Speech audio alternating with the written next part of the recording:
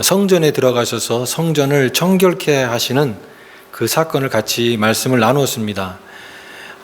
거룩한 성전이 타락해서 그 성전의 모든 장사하는 그런 것으로 타락이 됐을 때 예수님은 이 성전을 그냥 두지 않으시고 예수님께서 그 모든 것들을 다 내어 쫓으시면서 성전을 깨끗하게 하시는 그 예수님의 그 모습을 우리가 보게 됩니다. 예수님의 그 행동은 굉장히 용기가 있었고, 또 어떻게 보면은 그 많은 그런 반대 세력들이 있는데도 불구하고 주님은 그렇게 행동하셨던 것입니다. 왜냐하면은 이 성전이야말로 신앙의 본질이고, 이 성전이 타락했을 때 그 신앙의 모습도 그들이 타락했다라고 하는 것을 예수님께서 지적하시고 그것을 깨끗하게 하시는 것을 먼저 하신 것입니다. 그런데 문제는 뭐냐면 이 예수님을 반대하는 사람들, 예수님에 대해서 적대적인 감정을 갖고 있는 사람들이, 이 사람들이 만만한 사람들이 아니라는 겁니다. 예수님이 그렇게 했다고 해서 이제는 그들이 회개하고 돌이키거나 그럴 사람들이 아니라는 것입니다. 오히려 더 이런 사건을 통해서 점점점 예수님과 그들 사이에 이제 갈등이 더 깊어지고, 이제는 예수님을 이제 죽여야 되겠다라고 하는 그런 정도로 이 예수님과 이 유대 지도자들과의 사이는 계속 벌어지는, 첨예하게 대립이 되는 그런 양상으로 발전이 된다라고 하는 것입니다. 그래서 이들은 순수하게 이렇게 물러날 생각도 없고, 그래서 이제 오늘 말씀처럼, 오늘 말씀에 나오는 것처럼 예수님께 와서 예수님을 이제 올가매는 그런 시험 문제를 가지고 와서 예수님을 테스트하고 예수님을 걸려 넘어지게 하는 그런 모습을 가지고 이들이 옵니다. 불순한 동기를 가지고 주님께 온 사람들이 있다라고 하는 것입니다. 순수한 동기를 가지고 오는 게 아니라 그 마음에 다른 생각들, 불순한 동기, 이런 것을 가지고 예수님께 오는 사람들이 있다라는 것을 오늘 우리가 이 말씀을 통해서 깨닫습니다. 이 바리새인과 또 헤롯 땅이 예수님께 왔다고 되어 있습니다. 13절에. 여러분, 유대의 분파에 보면은 바리새인들이 있고 사두개인이 있고 헤롯 땅이 있고 또 열심당이 있고 이렇게 여러 분파가 있는데, 그 중에서 이 바리새인들과 헤롯 땅은 절대 친할 관계가 아닙니다. 왜냐하면은 이 바리새인들은 헤롯의 왕권이라든가 그 로마의 어떤 그런 체제에 대해서도 반감을 갖고 있었지만, 헤롯 당원은 그야말로 이제 헤롯의 권력에 붙어서 그것을 이제 지지하고 하는 사람들이기 때문에 서로 정치적인 성향이 전혀 다른 사람들입니다. 그런데 이 사람들이 서로 하나가 됐어요. 그렇게 사이가 좋지 않았는데 하나가 됐습니다. 왜냐하면 예수님을 모함하기 위해서, 예수님을 넘어뜨리기 위해서 같이 그 전략적으로 하나가 된 것이죠. 공모했다라고 하는 것입니다. 공모했다. 그래서 14절에 와서 이렇게 예수님께 얘기합니다. 선생님이여, 우리가 아노니 당신은 참되시고 아무도 거리끼는 일이 없으시는 이는 사람을 외모로 보지 않고 오직 진리로서 하나님의 도를 가르치심이니이다. 여러분, 이건 굉장한 칭찬이죠. 예수님의 그것을 이렇게 칭찬하는데, 이것은 여러분, 사람이 좋은 말을 할 때 그 말 뒤에 있는 것을 조심을 해야 됩니다. 칭찬의 까닭없는 칭찬은 뭐겠습니까? 거기에 이제 숨겨둔 그런 자기가 하고 싶은 말들이 있는 것이죠. 마찬가지로 이 말을 칭찬을 하면서 그들은, 말하자면 이 말은 낚싯바늘의 미끼와 같은 겁니다. 미끼는 고기가 볼 때 굉장히 좋아 보이죠. 근데 그 안에는 뭐가 있습니까? 날카로운 그 낚싯바늘이 있죠. 여기 딱 물게 되면은 거기에 딱 걸리는 겁니다. 그러니까 이런 바리새인과 이런 헤롯 땅은 자기들이 이제 그 계획을 세워서 이런 어려운 질문을 가지고 예수님을 넘어뜨리려고 하는 것입니다. 여러분, 교활한 사람이 있습니다. 사람이 조금 이렇게 어리숙하고 좀 모자란 사람이 되면은 그건 안 되겠죠. 그러나 모자라도 괜찮습니다. 조금 어리숙하다는 말을 들어도 괜찮습니다. 그러나 교활한 사람이 돼서는 안 됩니다. 교활한 사람은 어떤 사람입니까? 자기 목적과 자기 방법을 자기 수단을 위해서 다른 사람을 넘어뜨리려고 하는 사람이죠. 악한 동기를 가지고 하는 것이죠. 교묘하게. 바로 이 바리새인과 헤롯 당의 모습이 바로 이 전형적으로 교묘하게 왔다라고 하는 것입니다. 그들은 속에 칼을 가지고 있으면서 겉으로는 얼굴에 가면을 쓰고 이렇게 예수님께 왔습니다. 그러나 주님께서 이들의 그 의도를 잘 아시고 계시는 것이죠. 이들은 그래서 주님을 올가매려고 오늘 작정해서 왔는데 굉장히 어려운 질문을 하나 가지고 왔습니다. 그 질문이 바로 우리가 가이사에게 세금을 바치는 게 옳습니까? 아니면 바치지 말아야 됩니까? 하는 그 질문입니다. 가이사에게 세금을 바치는 것이 옳습니까? 옳지 않습니까? 이런 질문인데요. 이것은 굉장히 교묘한 질문입니다. 왜냐하면 유대 사회에 이 세금 문제가 가장 논쟁거리 중에 하나였습니다. 지금 이 유대 사회는 로마의 그 속국입니다. 로마가 그 당시에는 로마가 모든 걸 지배하고 있는 그런 시대였기 때문에 로마가 이 정복한 나라에 세금을 물립니다. 세금을 물리는데 많은 조공도 바쳤고요. 또 인두세라고 해가지고 아이들 14살부터 여자는 12살부터 65세까지 그 한 사람 한 사람당 그 인두세라는 그 세금을 내게 돼 있습니다. 그러니까 이런 피정복지에서 우리도 일제시대 때 많은 고난과 이런 약탈을 당하지 않았습니까? 마찬가지로 이 유대 사회는 이 로마의 그런 세금을 바치고 이런 것에 너무나 많은 백성의 삶이 피폐해질 수밖에 없기 때문에 로마의 이 세금을 바치는 것이 그들에게는 굉장한 반감의 그런 것이었습니다. 그래서 이런 상황에서 이 질문을 가지고 온 것입니다. 그럼 예수님께서 대답할 수 있는 것은 두 가지죠. 바쳐야 됩니까? 말아야 됩니까? 만약에 바치라고 한다면 어떻게 되겠습니까? 바치라고 한다면은 이 로마의 지금 지배를 받고 있는 유대 사람들에게는 굉장한 반감거리죠. 그들은 지금 로마에 대해서도 반대를 하고 있고 이 세금 바치는 것 때문에 굉장히 억울한 삶을 살고 있는데 삶이 어려운데 예수님께서 그것을 인정해 버리면 예수님은 사람의 어떤 그런 것에 그들의 어려운 것들을 돌아보지 않는 그런 지도자밖에 될 수 없는 것입니다. 그래서 세금을 바치는 거 옳다라고 하면 백성들의 불신을 받을 수밖에 없습니다. 그럼 반대로 세금을 바치지 마라, 바치는 것이 옳지 않다라고 하면 어떻게 됩니까? 지금 로마가 다스리고 있는 그 로마의 현행법에 어긋나는 겁니다. 그러니까 바리새인과 이제 헤롯 당이 원하는 것은 두 번째 대답이었겠죠. 바치지 말라. 그러면 그 죄로 옮아가지고 예수님을 이제 정치적으로 이렇게 넘어뜨리려고 하는 그런 것입니다. 그런 의도가 깔려 있는 그 질문입니다. 여러분 여기에 양단론법이라고 하는 그런 것을 들어보셨을 것입니다. 이렇게 대답해도 걸리고 저렇게 대답해도 걸리는. 그래서 정말 걸릴 수밖에 없는 그런 질문을 가지고 온 것입니다. 그래서 굉장히 많이 생각을 했겠죠. 고안을 했고. 이런 양단론법. 이제는 절대 예수님도 빠져나가지 못할 것이다. 아마 그들은 희낙낙하면서 예수님께 왔을 것입니다. 예수님께서 이와 비슷한 경험을 하신 적이 있습니다. 요한복음 그 8장에 보면은 바리새인이 음행 중에 현장에서 잡은 여인을 한 명 데리고 오죠. 그러면서 이제 사람들 앞에서 질문하는 게 그것입니다. 모세 율법에 의하면 이 음행하다가 현장에서 잡힌 사람은 돌로 그 자리에서 죽여야 되는데 어떻게 하시겠습니까? 라고 질문하는 그런 내용입니다. 그것도 양단론법이죠. 돌로 치라. 그러면 사랑을 그렇게 강조하신 예수님이 무자비한 그런 분밖에 되지 않습니다. 돌로 치지 말라고 한 모세의 율법을 어기는 겁니다. 그러니까 이렇게도 걸리고 저렇게도 걸리는 그런 질문을 가지고 예수님을 시험한 것입니다. 바리새인들이 율법을 굉장히 사랑해서 하나님 말씀대로 살고 싶어서 그렇게 해서 그걸 알고 싶어서 온 것이 아니라는 겁니다. 그 동기가 무엇입니까?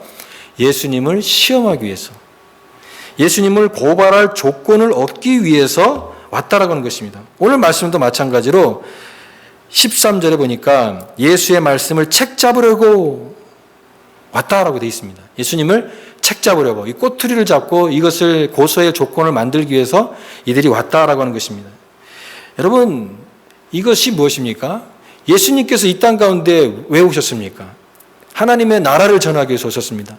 우리의 죄에 많은 이 세상을 구원하시기 위해서 생명의 빛으로 오신 예수님이십니다. 근데 그 예수님의 복음과 하나님 나라의 복음을 받아들이는 사람도 있지만 받아들이지 않는 사람도 있다라고 하는 것입니다. 근데 이 복음은 받아들이는 사람에게는 은혜의 복음이고 구원의 복음이고 가장 놀라운 소식이지만 받아들이지 않고 자기의 불의함에 대해서 눈을 감고 있는 사람에게는 예수님과 예수님이 전하는 하나님 나라의 복음이 걸림돌이 된다라고 하는 것입니다. 오히려 걸림돌이 되고 오히려 그들의 자기의 어떤 그런 불의함들을 오히려 더 극과 극으로 가게 되는 그런 것이 된다라고 하는 것이에요. 바로 자신의 그 모습을 깨닫지 못하는 그들의 모습, 여기에 나와 있는 것입니다. 그때 예수님께서 데나리온 하나를 가져와서 내게 보이라. 로마에게 세금을 바치는 게 옳습니까? 옳지 않습니까? 그때 예수님께서 데나리온 하나를 가져와라 보이라고 말씀하십니다. 이 데나리온은 제가 이제 사진을 준비했어야 되는데 사진을 준비하지 못했습니다. 그 데나리온 사진을 이제 여러분 나중에 이제 보실 기회가 있으면은 보시면 그 은화입니다. 그러니까 로마에는 그 로마가 이제 그 세금을 걷어들일 수 있는 그 통일된 화폐로 데나리온을 한 것입니다. 헬라에서는 드라크마가 있죠. 드라크마와 데나리온이 거의 같은 그런 값어치가 있습니다. 유대 사회에서 쓰는 것은 렙돈이라고 하는, 나중에 우리가 보게 되는 과부가 그 성전에서 2렙돈을 드리게 되는 그것은 굉장히 제일 가치가 낮은 것인데, 이 드라크마와 이 데나리온은 노동자의 하루 품삯 정도가 되는 그 당시에 그런 값어치를 갖고 있는 그런 동전입니다.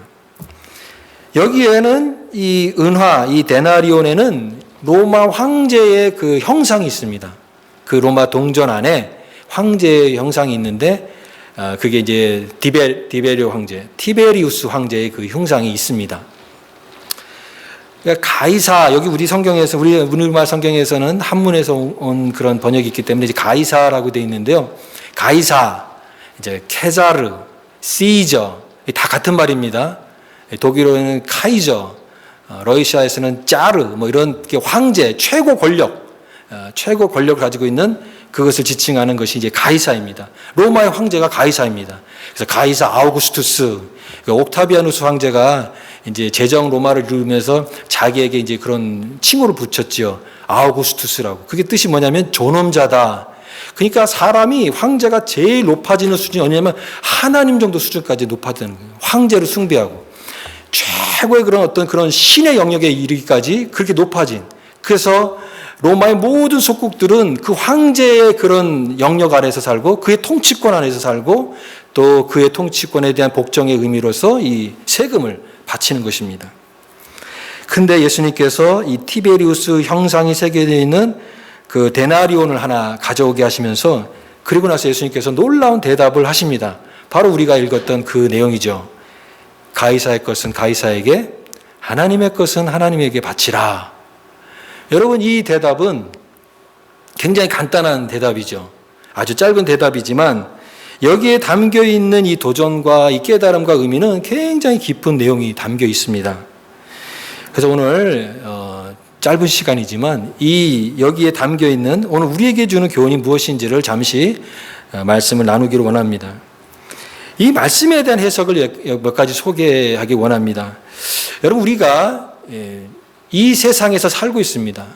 우리 그리스도인으로 살고 있는데 우리는 그리스도인으로서 이 세상의 정치라든가 이 사회라든가 이 문화 속에서 살고 있는데 과연 내가 갖고 있는 신앙과 그리스도인으로서 이 세상 속에서 이 사회와 이 정치와 이 문화 속에서 우리는 어떻게 살아야 되는가, 어떤 관계를 갖고 살아가야 되는가, 어떤 생각을 갖고 살아가야 되는가, 이런 문제들이 있습니다. 그 중에서 이제 대표적으로 많은 입장들이 있겠지만 크게 두 가지를 나누자면 이 세상에 참여해야 된다.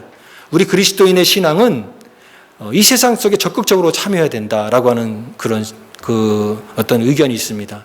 하나님의 그 뜻을 이 땅 가운데 펼쳐야 된다. 그래서 우리가 이런 사회의 불의를 보면은 거기에 참여를 해야 되고 이 세상을 개혁시키고 변화시키는 일을 해야 된다. 적극적으로 해야 된다. 그런 입장을 갖고 있는 그런 하나가 있고요. 또 하나는 이런 또 반대의 그런 입장이 있습니다. 그건 뭐냐면 우리는 이 세상이 너무 타락한 게 아니냐. 이미 이 세상은 너무나 죄악 덩어리다. 죄로 완전히 타락한 이 세상이기 때문에 우리는 이 세상의 어떤 가치와도 타협할 수 없다. 그래서 우리는 이 세상이 어떻게 되든 너무 거기 관여하지 말자. 이런 입장도 있습니다. 우리 영혼만 구원받으면 된다.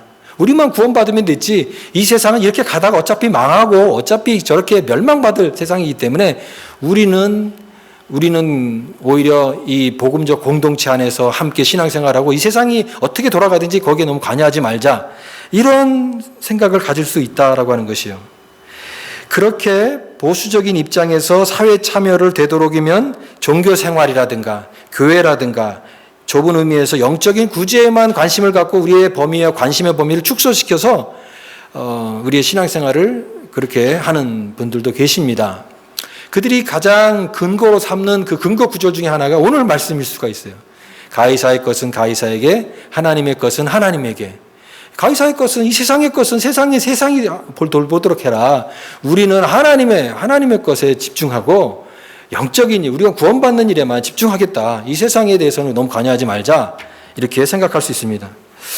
여기서 중요한 질문은 우리가 하나님을 믿는 우리 신자들이 이 세상에서 이 세상의 이 질서와 이 세상의 정치와 경제와 사회 속의 구조 속에서 어느 정도까지 이런 것들을 인정하고 또 이런 권력들을 어떻게 인정하고 당시 그 유대 사회에 하면 로마라고 하는 현실의 그 권력을 어느 정도까지 인정하면서 우리가 예수님을 믿어야 되는가 이런 질문들이 있을 수가 있습니다.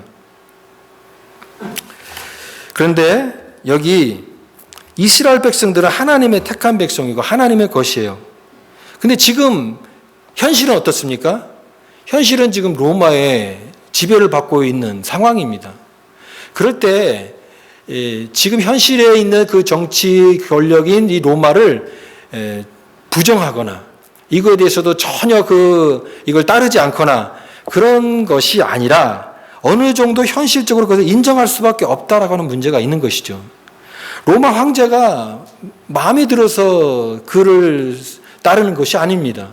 로마의 모든 그 질서 체제가 마음에 들어서 하는 것이 아니에요. 로마는 그때 이런 구호를 외쳤어요. 팍스 로마나. 로마가 정복하는 모든 지역은 다 평화가 있다. 그거는 지배자의 논리죠.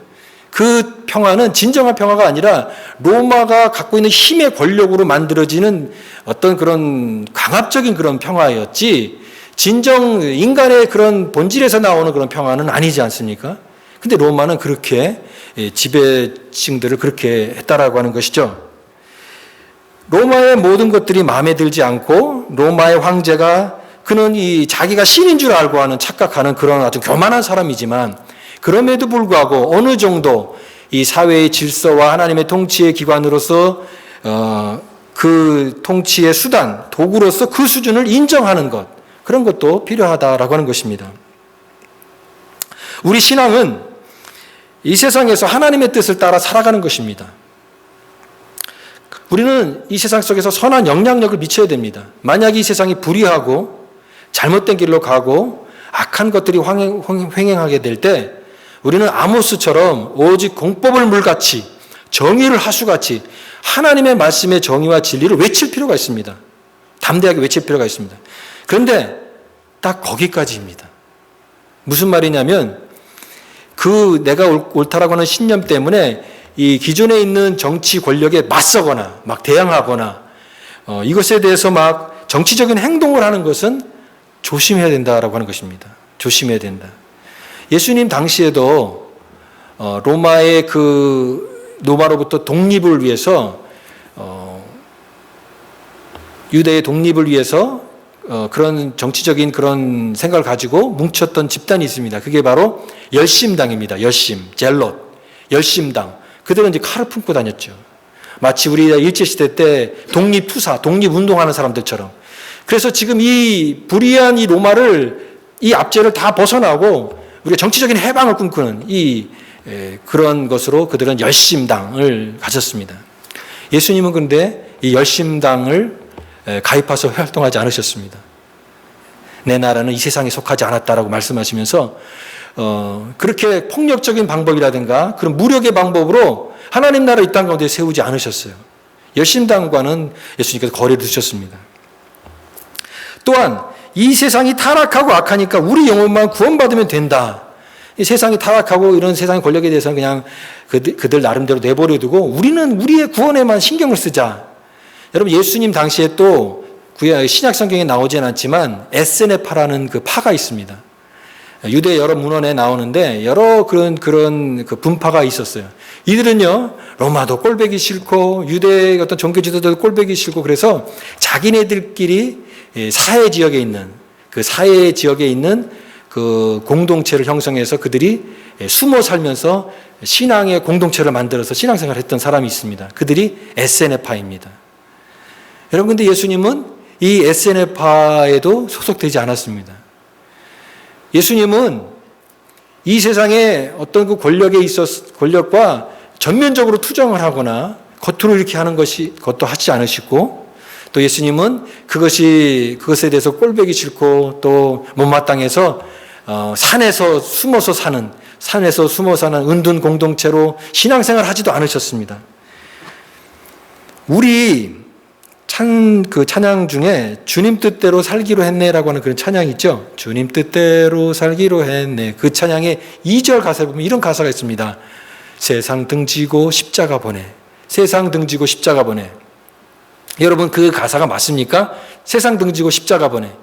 맞습니다. 우리의 신앙이 예수님 십자가 따라가려면 세상을 등져야 돼요. 내가 세상을 자꾸 따라가면은 십자가가 점점 멀어지는 것입니다. 그런데 여러분, 그렇다고 해서 너무 세상을 등지면 안 되는 것입니다. 세상 완전히 등지고 이제는 신앙은 여기 신앙이고 세상은 세상이고 완전히 둘을 갖다 갈라서서 이거 따로 저거 따로 신앙생활 하는 것이 옳은 신앙생활은 아니다라고 하는 것입니다. 예수님은 말씀하셨습니다. 너희는 세상의 빛과 소금이다. 이 세상 속에 살라는 거예요. 이 세상 속에 제자들로서 그리스도인으로서 세상 속에 섞어 살면서 거기서 그리스도인이 되라는 것입니다. 시장에서 많은 사람들과 어울리면서 죄인들과 어울리면서 예수님께서 시장을 돌아다니면서 하나님 나라를 복음을 전했던 것처럼 여러분, 우리 그리스도인들은 마치 이런 것이에요. 우리는 살아있는 물고기입니다. 그러나 여러분, 죽은 물고기가 아니라 살아있는 물고기는 바닷속에 살지만 소금에 절여지지 않는 것처럼 이 세상의 영향력 속에 살지만 우리의 정체성을 항상 잃지 않고 그리스도인으로 살아가는 것. 바로 그것이에요. 세상 속에 그리스도인으로 살아가야 된다. 바로 이것입니다.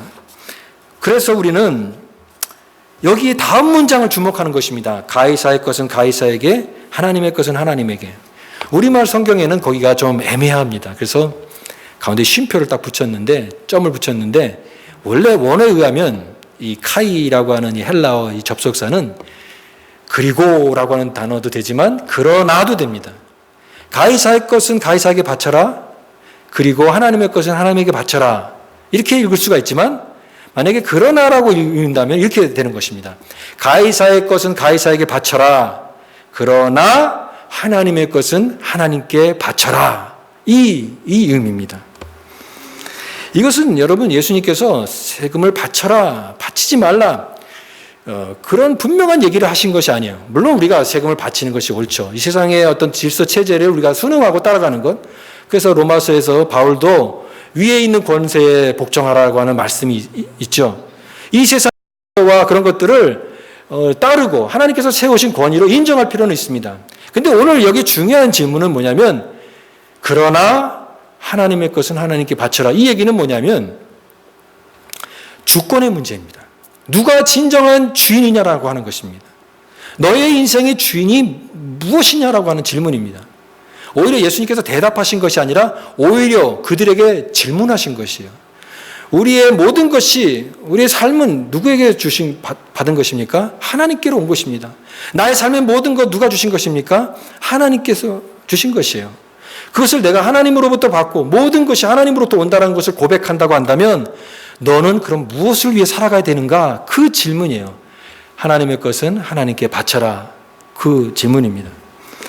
여러분, 이 말은요, 헌금을 말하는 게 아니에요. 헌금 바치라, 뭐 내 물질을 다 바쳐야 되는 이런 얘기를 하는 것이 아니라 여러분, 그것보다 더 훨씬 큰 얘기예요. 예수님은 지금 이것을 통해서 하나님 나라를 얘기하시는 거예요. 그의 복음을 얘기하시고 그가 이 땅 가운데 전하기를 원하는 하나님의 메시지를 전하고 그 하나님의 주권과 하나님의 그것을 전하고 있는 것이에요. 훨씬 큰 것입니다. 우리의 생명을 가지고 살고 있고 모든 것을 하나님으로부터 붙고 하나님으로부터 왔다고 고백을 한다면 그러면 우리는 지금 뭘 위해서 살아가느냐? 뭘 위해서 살아가느냐? 이 질문하고 계신 것이에요. 예수님께서 동전을 보시고 그 형상을 말씀하셨습니다. 그 형상이 있죠. 로마의 동전에는 로마의 황제 형상이 있습니다. 여러분, 근데 그걸 아십니까? 우리의 안에도 형상이 있습니다. 로마의 동전의 형상이 있듯이 하나님의 것인 우리 인간에게는 어떤 형상이 있습니까? 창세기 1장에 보면 하나님께서 자신의 형상을 따라 우리를 만드셨습니다. 여러분, 우리 인간 안에는 형상이 있습니다. 어떤 형상이 있습니까? 하나님의 형상이 있습니다. 그래서 예수님께서 말씀하시는 것이에요. 로마의 형상이 있는 그 동전은 로마 시저에게 갖다 줘라. 그러나 하나님의 형상이 있는 너희 자신의 삶은 하나님께 드려라. 그것이 마땅하기 때문에 그렇다라고 말씀하시는 것이에요. 바로 황제에게 그 황제의 초상이 새겨진 동전을 바침으로써 그의 통치권을 인정하듯이 그 하나님의 형상이 새겨져 있는 우리 자신을 하나님께 바침으로써 그 하나님이 우리의 하나님 되심을 인정하는 삶, 그것을 주님께서 말씀하시는 것이에요. 너희는 무엇을 위해 살아가느냐라고 말씀하시는 것입니다. 우리 자신이 하나님의 것이라고 하는 것이에요. 모든 것이 하나님 안에서 있다고 하는 거예요. 우리 인생은요, 하나님 안에서 의미와 목적을 찾지 않으면 우리는 아무것도 얻을 수가 없습니다. 가끔 이렇게 지나다니면서 길거리 지나다니거나 운전할 때 어떤 낙서를 이렇게 보게 됩니다. 그 낙서 중에 이런 낙서가 있어요. What is life? 인생이 뭐냐? 이런 낙서예요. 여러분, 인생이 뭡니까? 그러니까 그게 신앙을 갖고 있는 사람이 아니더라도 내가 지금 살긴 사는데 뭘 사는지, 왜 사야 되는지 인생의 목적을 알 수가 없는 거예요. 그러니까 이게 답답한 겁니다. 어디서 와고 어디로 가는지, 인생의 삶을 살긴 사는데 인생의 목적이 무엇인지 모르기 때문에 갈급한 거예요. 리고렌 목사님이 쓰신 목적을 이끄는 삶이라고 하는 그 책이 있어요. Purpose Driven Life라고 하는 책이 있어요. 거기 1장에 보면, 챕터 1에 보면 그분이 자기의 체험을 얘기합니다. 산에서 길을 잃었어요. 산에서 야영지에서 길을 잃었는데 아무리 길을 찾아도 그 야영지, 자기가 왔던 그 목적지를 갈 수가 없습니다. 그래서 밤새 어두워지는데 그 헤매는데 마침 지나가는 사람이 만나게 되는데 그 사람이 이제 그 얘기를 합니다. 뭐라고 얘기하면, 당신이 지금 산의 반대편에서 시작해야 된다. 지금 잘못된 길을 가고 있다. 산의 반대편에서 시작해야 된다라고 하는 것을 얘기하고 있습니다. 그러면서 그분이 하는 말이 뭐냐면, 우리 인생은 인생의 목적을 알 수 없다라는 거예요. 내가 아무리 노력하고 내가 아무리 발버둥 치고 내가 아무리 연구를 해도 인생의 진정한 목적, 뭘 위해 살아가야 되는지 인생의 목적을 알 수가 없다.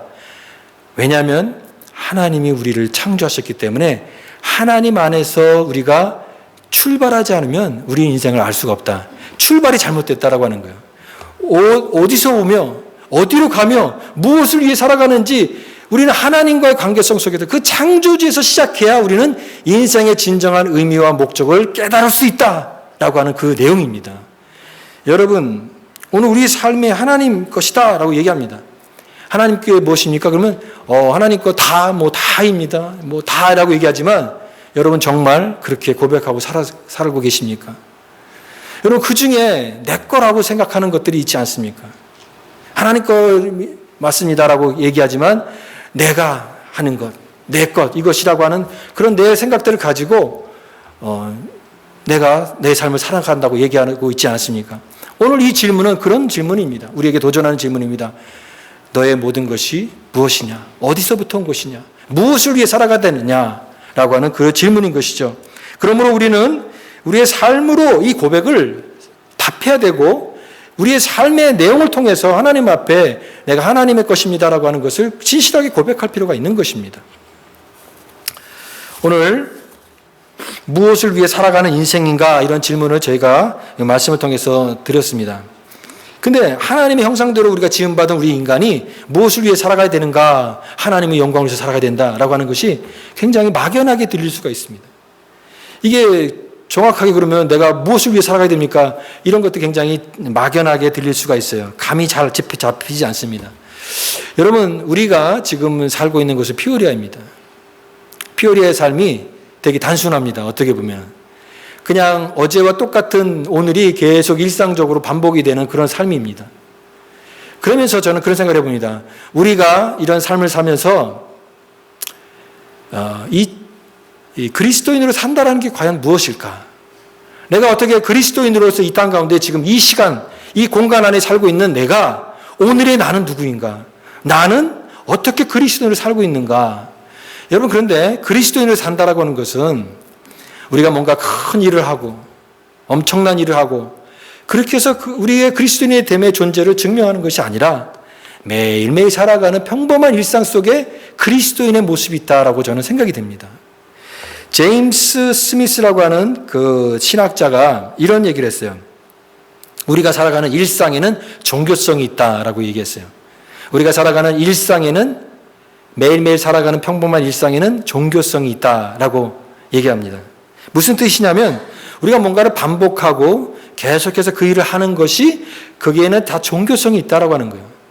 예를 들면 우리가 어떤 물건을 사고 또 어떤 곳에 돈을 쓰고 또 마음이 우울하거나 막 복잡할 때 우리가 하는 행동들, 어떤 선택을 하는 것들, 그런 패턴들을 가만히 보게 되면 거기에는 그 가치를 좋아하고 내가 이런 목적을 추구하는 사람이다라는 것을 드러내는 종교성이 있다라고 하는 거예요. 예를 들면 여러분, 어떤 사람 막 이렇게 스트레스 받으면 술을 마시는 사람이 있습니다. 기분이 좋을 때도 그 사람은 술을 마시겠죠. 그러면 알코올이 뭡니까? 그 알코올이 그 사람의 종교인 것이에요. 왜냐하면 그걸 숭배하는 것입니다. 그 사람이 그게 옳기 때문에, 그 방법이 옳기 때문에 자기가 나름대로 그 가치를 부여하기 때문에 그쪽으로 가는 것입니다. 어떤 사람은 쇼핑을 하는 사람이 있습니다.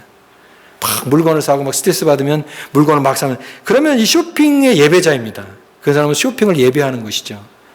마찬가지로 사람은 다 무언가를 예배하는 예배자라는 말을 할 수가 있습니다. 다 무언가를 자기가 추구하는 그 가치에 그걸 예배하는 예배자인 것이에요. 사람이 반복적으로 그 특성 상황에서 행동하는 거기에는 그 사람이 생각하는 가치 있는 그런 종교적 행위가 담겨 있다. 그래서 우리는 이 반복되는 생활을 통해서, 반복되는 일상을 통해서 내가 어떤 사람인가, 내가 추구하는 목적이 무엇인가를 형성해 나가는 사람이에요. 그렇게 우리는 점점 그런 사람이 되어 가는 것입니다. 그렇다고 한다면 여러분, 우리의 매일매일 반복되는 일상을 통해서 여러분이 질문하고 싶습니다. 우리는 지금 하나님 원하시는 삶으로 지금 나아가고 있습니까? 아니면 하나님과 점점점 멀어지고 있는 삶을 살고 있습니까? 매일매일 반복하는 그 일상이 쌓이고 쌓여서 우리가 어떤 사람인가, 내가 어떤 사람이 어떤 목적을 추구하는가가 드러나듯이 매일매일 반복되는 삶을 통해서 우리는 지금 하나님께 나아가고 있습니까? 아니면 하나님께 점점점 멀어지고 있는 사람이 있습니까?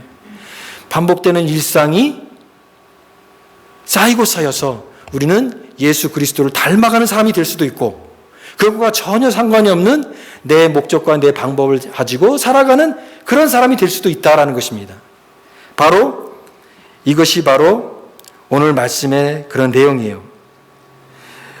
마태복음 6장에 산상수훈의 결론과 같은 그 주님께서 말씀하셨는데, 그것이 바로 너희는 무엇을 먹을까, 무엇을 마실까, 무엇을 입을까 염려하지 말라. 하늘의 새를 보고 또 들의 백합화를 보라. 하물며 너희일까 보냐. 그러면서 말씀하신 게 너희는 먼저 그의 나라와 그의 의를 구하라. 그리하면 이 모든 것을 너희에게 더하시리라. 그게 산상수훈의 결론입니다. 여러분, 그래서 우리가 그 예수님의 그 귀한 산상보훈의 말씀을 듣고 너희는 무엇을 먹을까, 무엇을 마실까, 무엇을 입을까 염려하지 말라. 이것들 다 구하지 않고 하나님 나라와 그의 의를 구하라. 그런 말씀을 우리가 마음속에 새기지만 실제적으로 어떻습니까? 우리는 매일매일 살아가는 게 사실은 거기서 자유롭지가 않아요. 오늘도 무엇을 먹어야 되지? 무엇을 먹어야 되지? 무엇을 입어야 되지? 또 어떻게 하면 이것을 살아가야 되지? 늘 거기에 우리는 마음을 쓰고 살아가는 것이 우리의 연약한 모습이에요. 무엇을 먹을까? 무엇을 입을까? 무엇을 마실까? 여기에 우리는 전전긍긍하면서 살아가는 그런 모습인 것입니다. 우리는 늘 익숙한 스마트폰을 사용하면서 사소하게 자기 자신도 의식하지 못하는 사이에 사소한 습관들을 하면서 내가 선택한 매일매일의 평범한 일상들을 통해서 내가 지금 어떤 사람이 되어가고 또 내가 무엇을 추구하는 목적을 갖고 있는 살아가는 사람인지를 잘 의식하지 못합니다. 그러나 그 일상이 쌓이고 쌓여서 우리는 그리스도인이 되어가기도 하고 우리는 일상이 쌓이고 쌓여서 우리는 주일날 와서 예배드리는 그런 크리스찬이지만 그 나머지 삶은 전혀 다른 사람들과 전혀 차이 나지 않는 평범한 똑같은 삶을 살면서 그냥 단지 그리스도인이라고 하는 그런 타이틀만 가지고 살아가는 그런 삶이 될 수도 있다고 하는 것입니다. 오늘 주님께서 말씀하시는 그 내용은 무엇을 위해 살아가는 인생이냐? 이 모든 것이 다 하나님께로 왔다고 네가 정말 고백한다고 한다면 너는 지금 오늘의 너는 누구이냐? 뭘 위해 살아가는 인생이냐? 말씀하고 있는 질문인 것입니다. 오늘 그때에 하나님의 것은 하나님께라고 하는 말씀이요. 하나님께 영광 돌리는 삶. 매일매일 반복되는 평범한 일상 속에서 거룩한 주님의 백성으로 살아가는 그 삶. 바로 오늘 주님께서 이 말씀을 통하여 우리에게 주시는 큰 도전이고 귀한 영적인 진리인 줄 믿습니다. 우리의 삶을 통해서 하나님의 것이 되십시오. 여러분, 내가 운전할 때에도 나는 그리스도인입니다. 내가 밥을 먹을 때도 나는 그리스도인입니다. 내가 잠을 잘 때도 나는 그리스도인으로 잠을 자는 것입니다.